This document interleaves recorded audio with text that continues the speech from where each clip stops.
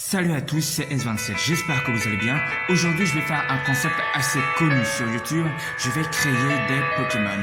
Avant de continuer la vidéo, j'aimerais avoir des retours sur ce que je peux changer, que ce soit la prise de parole ou le montage. Alors, c'est parti! Bon, pour le premier Pokémon, il sera inspiré de l'atome. Et pour l'atome, j'ai fait non pas un ni deux, mais 4 Pokémon inspirés de l'atome.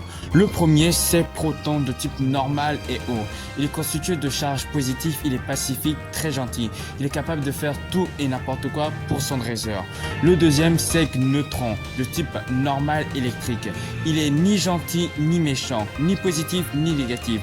Très fainéant, la seule chose qui l'intéresse, c'est de s'asseoir sur un canapé tout en regardant la télé avec un bon soda.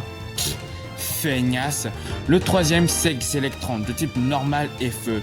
Il est constitué de charges négatives, il est mauvais, très colérique, il est capable de brûler son dresseur s'il est de mauvaise humeur.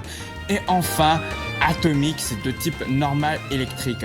Ensemble, rien ne peut les arrêter. Selon eux, être Atomix est un plaisir, un fardeau ou ni l'un ni l'autre.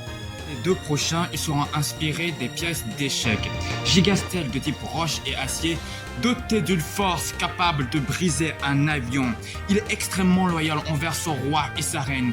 Quiconque ose pénétrer dans son château connaîtra sa colère. D'ailleurs, vous n'avez pas remarqué, mais la croix gravée sur son corps représente le déplacement de la tour dans les échecs. Le deuxième, c'est un duo de Pokémon, Pion-Valier. Pion-Valier de type normal et acier, ils ont le sens de l'esprit d'équipe.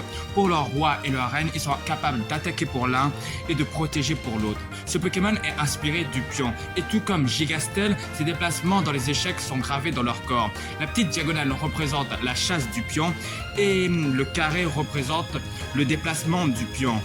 L'avant-dernier Pokémon sera inspiré d'un animal que tout le monde déteste, le moustique. Voici Malaria de type insecte et poison.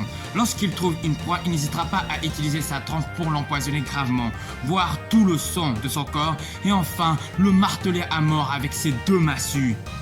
Heureusement que ce truc n'existe pas dans la vraie vie.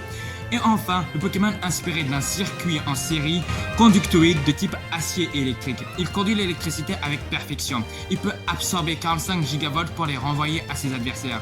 Pour vous faire une idée, 45 gigavolt c'est 40 fois plus violent que le plus puissant éclair connu sur notre Terre. Bon, c'est la fin de la vidéo, j'espère que ça vous aura plu. Si vous voulez regarder des vidéos comme celle-ci, abonnez-vous et likez la vidéo, ça me ferait vraiment plaisir. Sur ce, je vous dis au revoir.